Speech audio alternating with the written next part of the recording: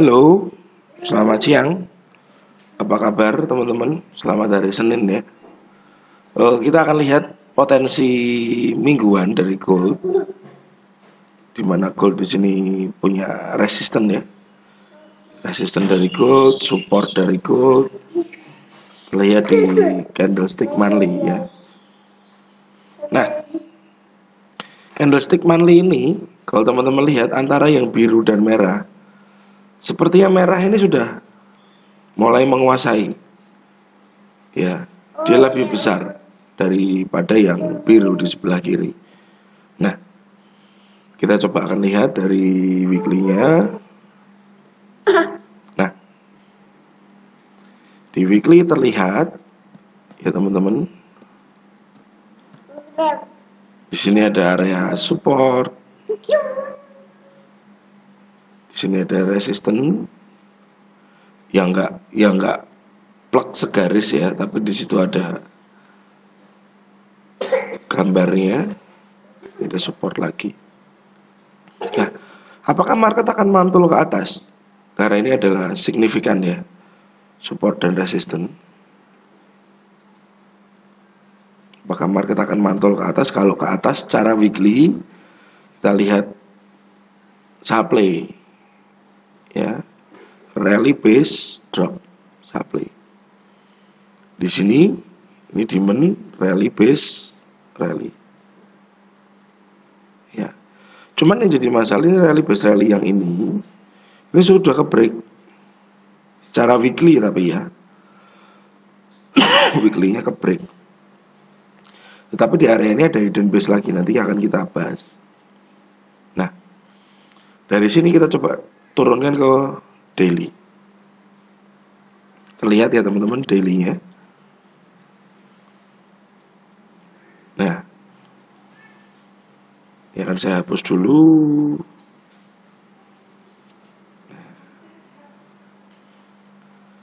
Rally base rally. Tapi teman-teman perlu lihat juga, ini di sini ada rally base rally juga. Nah, sementara price tertahan di sini.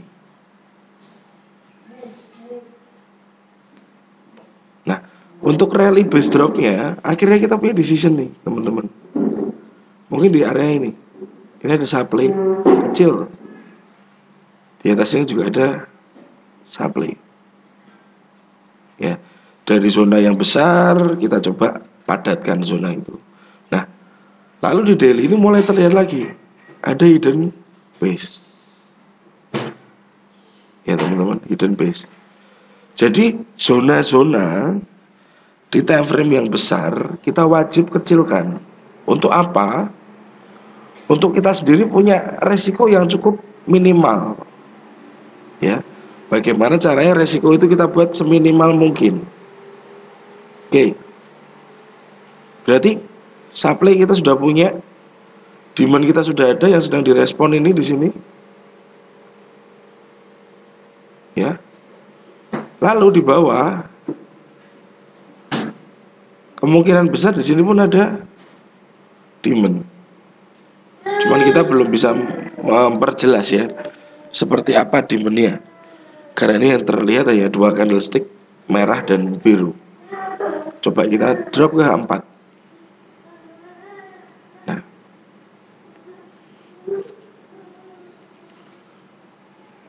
saya coba kecilkan. Oke teman-teman, SSR ini akan saya hapus dulu. Teman-teman boleh lihat, ini ada resisten yang di break oleh base ini. Kita akan punya zone demand yang lebih kecil, yang lebih presisi. Ini di bawahnya juga ada demand yang lebih presisi. Ya. Lalu di sini zona ini kan sudah break ya. Zona ini sudah break. Ya, di breaknya ditandai dengan ini lower low. Tapi apakah ini false break? Apakah ini false break dalam arti market akan going up nanti? Ya kan, saya ganti.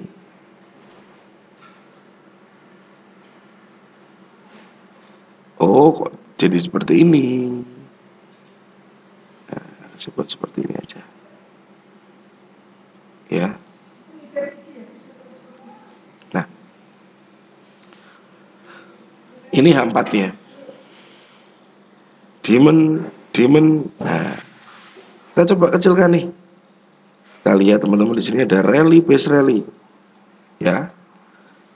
Drop base rally. Nah, kita punya decision lagi sekarang. Area-area yang sudah kita kecilkan. Nah,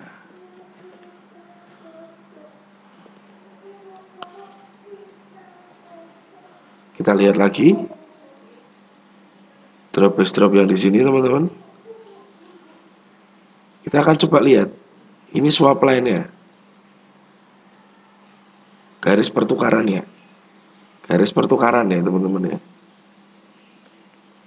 Apakah dia akan dari support bertukar jadi resisten di sini? Ya, apakah akan support jadi resisten di area ini? Kita akan lihat di time frame lebih kecil nanti. Jadi potensialnya ini support, dia akan bertukar jadi resisten di area ini. Coba kita lihat lagi.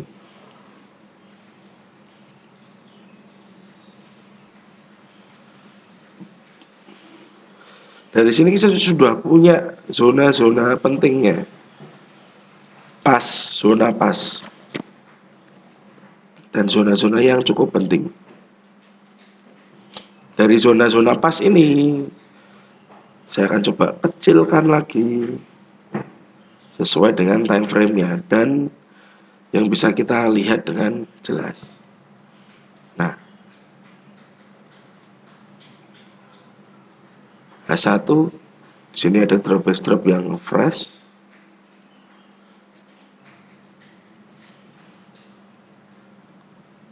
Ya, drop base drop yang fresh.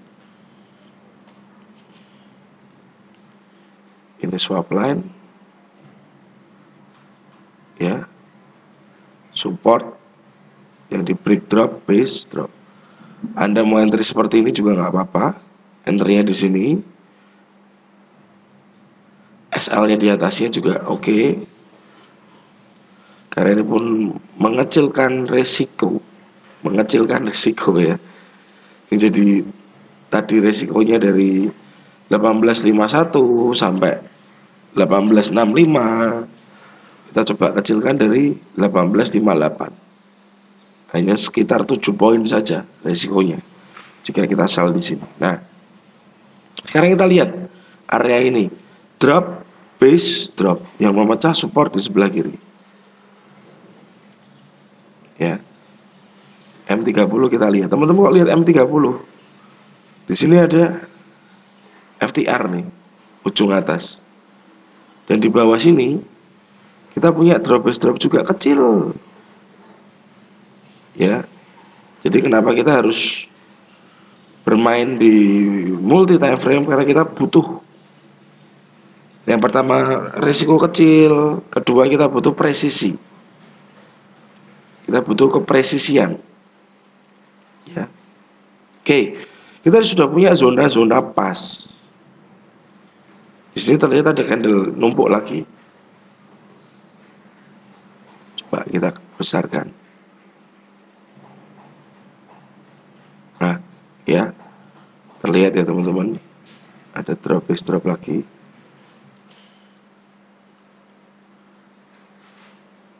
Ya, nah, dari sini kita coba melihat lebih clear. Teman-teman pasti sudah tahu, pas, ini zona pas.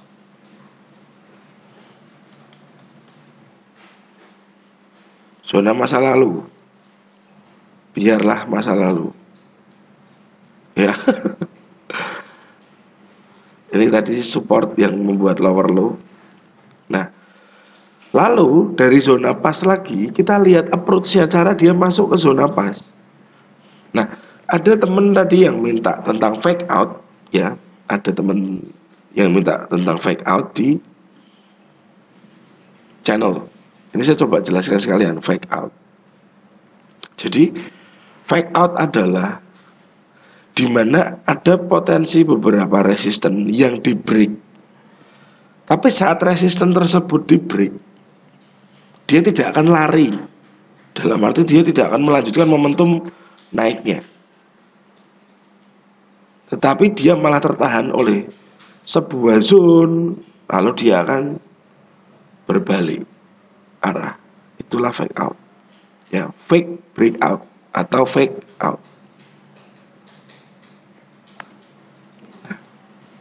Kita punya zona pas di sini. Kita punya potensinya.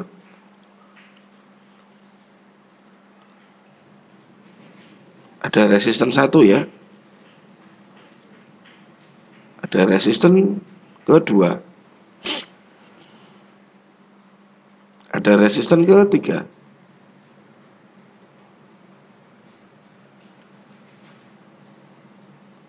Ya, terlihat jelas. Nah, biasanya teman-teman, saya coba jelaskan ya. Saat ada resisten berjajar 1, 2, 3. Yes, seperti ini. Jadi di sini kita punya resisten yang berjajar. Oke. Nah, resisten yang berjajar ini saat market mencoba naik ke atas, pasti banyak orang yang akan sell lagi di sini. Ya, sell. Dengan harapan dia akan sideways. Ya, yang pertama. Sell di sini dengan harapan dia akan sideways. Dalam arti bagaimana? Dia akan turun lagi.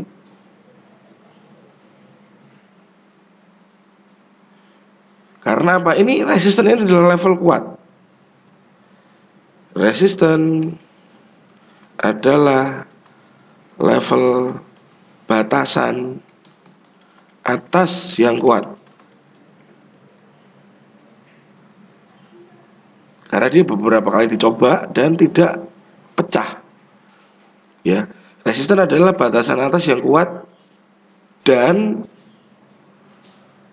para trader mencoba sell di sini. Mungkin dia akan pasang stop loss. Ya, stop loss. Mungkin dia akan pasang stop loss di sini.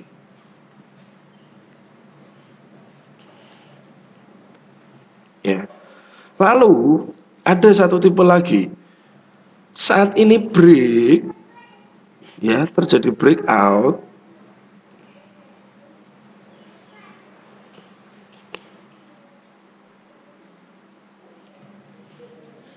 Terjadi break, akan banyak trader breakout yang masuk ambil buy order, mengharap market akan powerful bullish.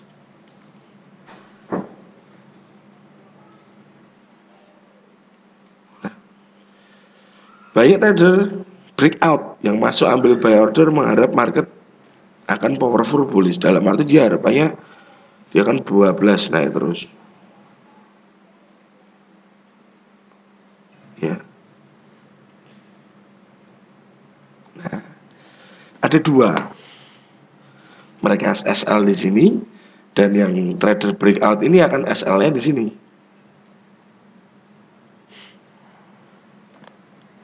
Ini adalah SL breakout trader. ya. Nah, lalu fake out itu sebenarnya bagaimana? Fake out itu adalah sebuah manipulasi dari big money yang sekarang lagi tren disebutnya smart money. Ya teman-teman, yang lagi tren sekarang disebutnya smart money. Nah, ini zone supply. Ini zone supply ya teman-teman.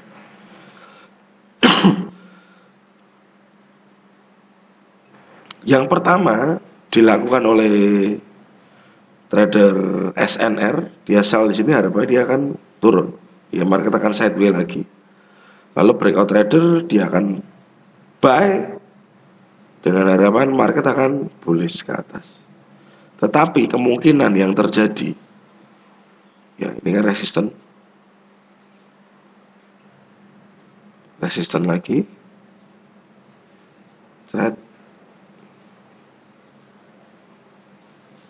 nah seperti ini ya.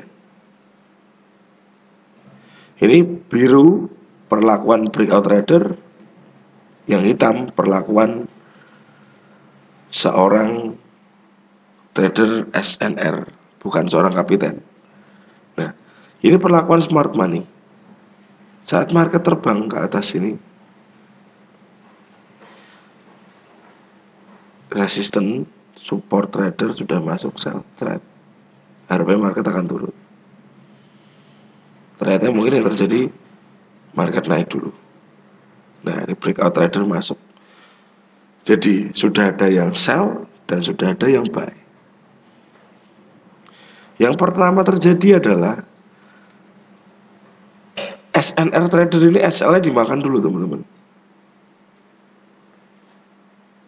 Dimakan dulu SL-nya oleh smart money. Ya, smart money.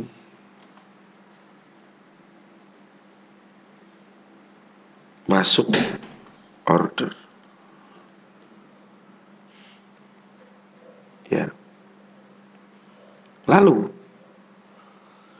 saat resisten trader ini kena SL di sini, ya, breakout trader sudah mulai plus,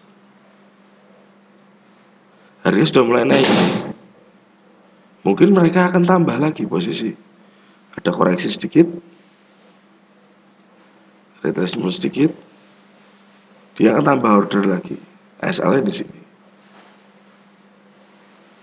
market masuk sini teman-teman. Cas. Tiba-tiba karena di sini banyak order besar yang sudah makan SL dari resisten trader, dia drop. Ya. Drop, angkat lagi, belum sempat buang posisi breakout trader, tiba-tiba break ke bawah. Dan order smart money tertrigger di sini. Tertrigger di area ini. Nah, order smart money.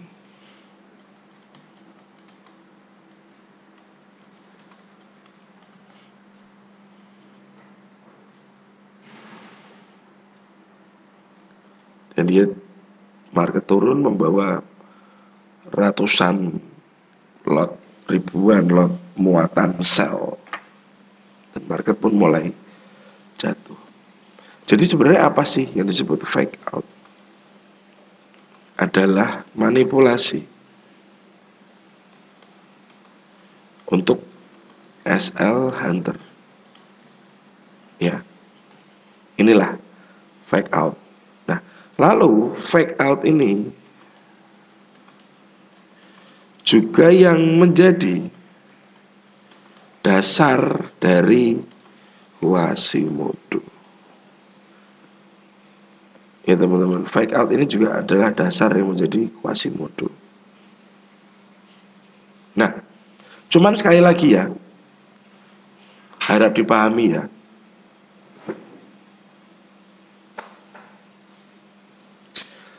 Kita mengenali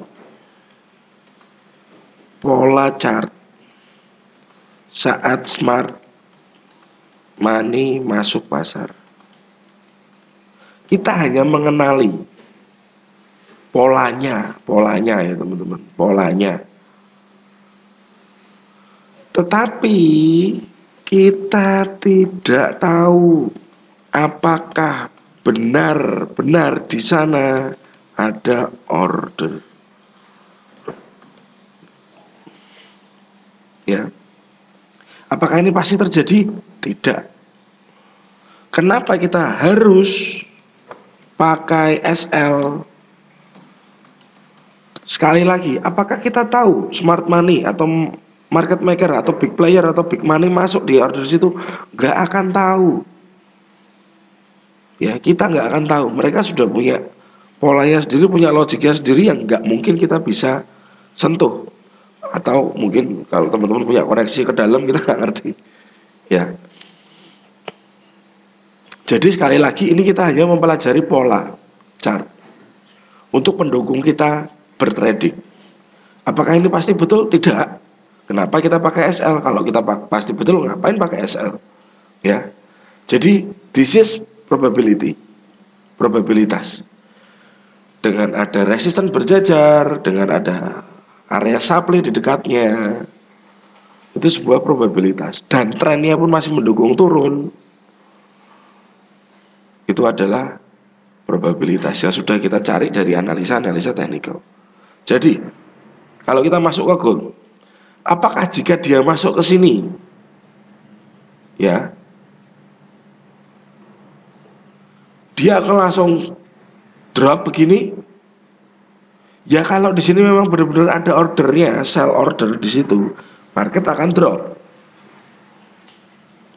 Tetapi jika nggak ada ordernya, ya market mungkin nggak akan drop teman-teman. Mungkin akan seperti ini, break dikit, retrace, bablas ke atas,